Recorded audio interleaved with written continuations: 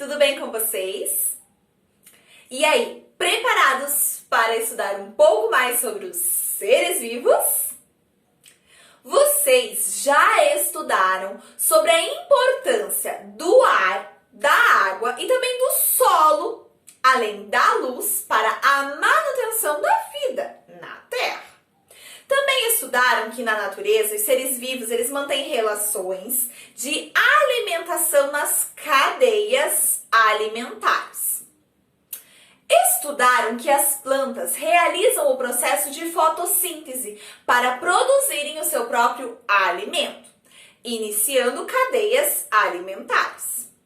E muitos animais alimentam-se dessas plantas para obter energia.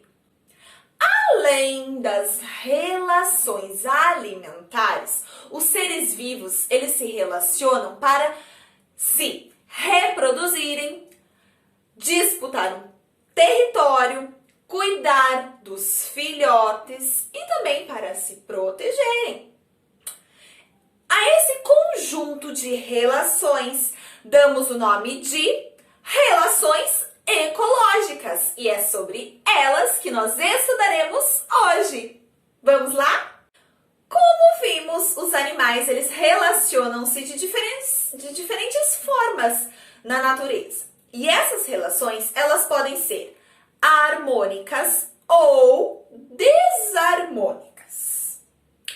Como este tema ele é bastante extenso, nós vamos conhecer mais sobre as relações harmônicas e na próxima aula nós estudaremos sobre as desarmônicas, certo? Quando nós falamos em uma relação harmônica, o que vem em sua cabeça? O que será que significa harmonia? Para mim, viver em harmonia é relacionar-se bem com os outros, sem que hajam conflitos, sem brigas, é uma relação agradável, certo? Isso mesmo. As relações harmônicas são aquelas em que os indivíduos eles ajudam-se mutuamente e em que pelo menos um dos indivíduos na qual acontece a relação sai beneficiado, mas que não prejudica ninguém. Como exemplo de algumas relações harmônicas na natureza, temos a protocooperação, a sociedade e o comensalismo. Calma, vamos estudar e vamos ver o que significa cada um destes termos.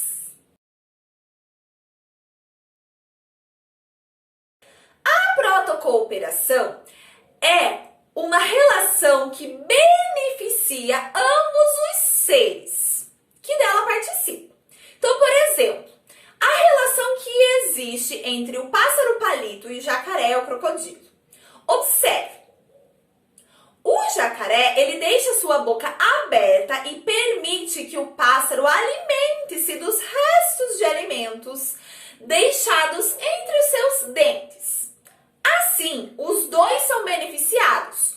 O pássaro que se alimenta e também o jacaré que ganha uma limpeza bucal toda especial.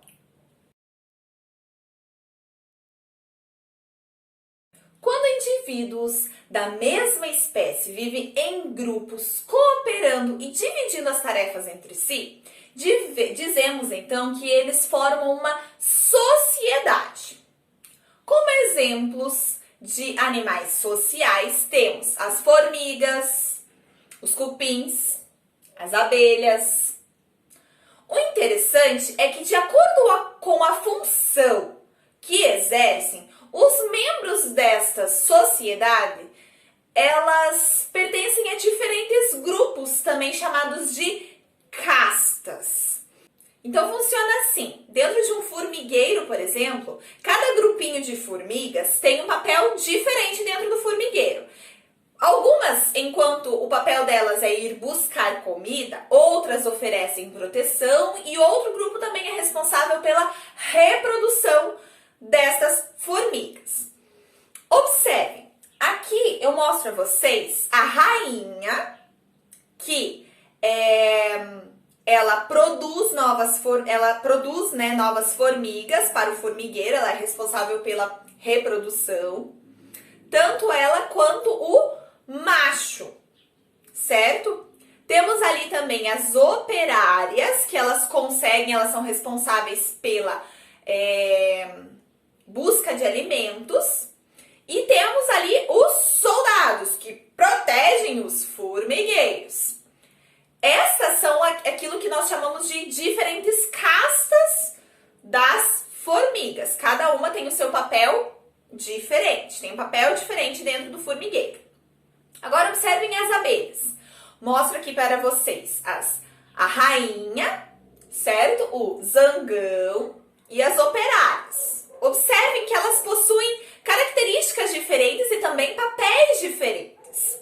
Então, observem, as operárias, elas são abelhas fêmeas estéreis, ou seja, elas não podem reproduzir-se. E elas são, então, responsáveis pelo trabalho na colmeia. E que trabalho, viu?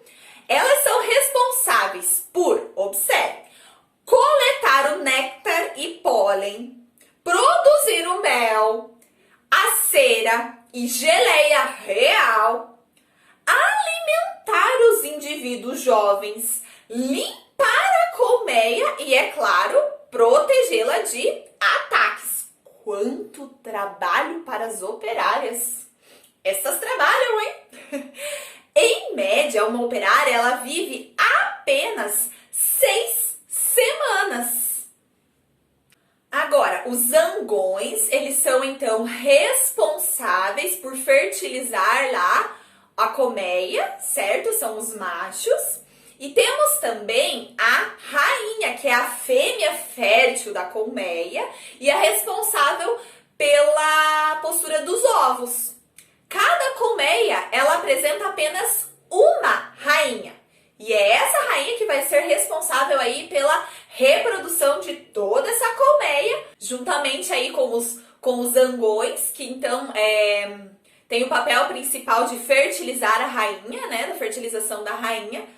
E é assim que funciona a escala de trabalho lá dentro da colmeia, aquilo que nós chamamos das castas, onde cada um tem o seu papel dentro de uma sociedade. Você sabe como que os insetos de uma sociedade se comunicam? Isso mesmo, eles se comunicam e essa comunicação é feita por feromônios, que são substâncias que possibilitam o reconhecimento entre os indivíduos. Por exemplo, em alguns grupos de formigas, os feromônios eles são liberados no chão para marcar o caminho de volta ao formigueiro, pois existem vários formigueiros e as formigas precisam então buscar o alimento. Como elas fazem para saber, as formiguinhas tão pequenininhas, como elas fazem para saber então qual é o caminho de volta para o seu formigueiro? Então eles liberam esses feromônios no chão. Podem ver que as formigas elas caminham sempre para o formigueiro uma atrás das outras. Por quê? Porque elas seguem este caminho deixado pelo feromônio. No comensalismo, apenas um ser vivo se beneficia, mas ninguém se prejudica, certo? No ambiente marinho, por exemplo, os pequenos peixes usam ventosas para se prender ao corpo do tubarão. São transportadas pelo tubarão e quando ele se alimenta, elas ainda acabam se beneficiando das sobras dos alimentos. Outro exemplo de comensalismo é a relação que existe entre os leões e as hienas. As hienas, elas ficam à espreita da caça dos leões. Quando os leões eles terminam de se alimentar, as hienas elas aproveitam-se das sobras da caça. Assim, os leões eles não se beneficiam, mas também não se prejudicam com essa relação. Os únicos que se beneficiam lá são as hienas, que aproveitam as sobras e assim não precisam ir elas mesmas caçar o seu alimento. Agora, nós vamos fazer juntos algumas atividades e analisar quais relações ecológicas ocorrem entre os animais. Essas atividades, elas estão nas páginas 23 e 24 do livro de Ciências, volume 3. Elas estarão disponíveis também na descrição deste vídeo. Então, prestem muita atenção, lápis e papel na mão e vamos resolvê-las.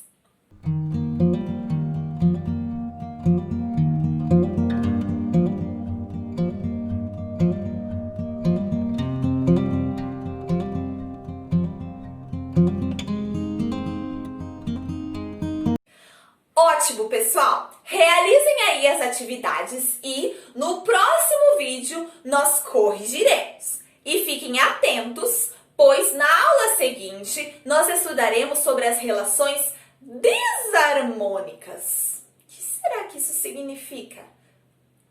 Se harmônicas não prejudica ninguém, desarmônicas...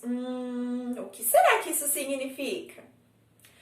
Fiquem atentos e descobriremos juntos. Um grande beijo!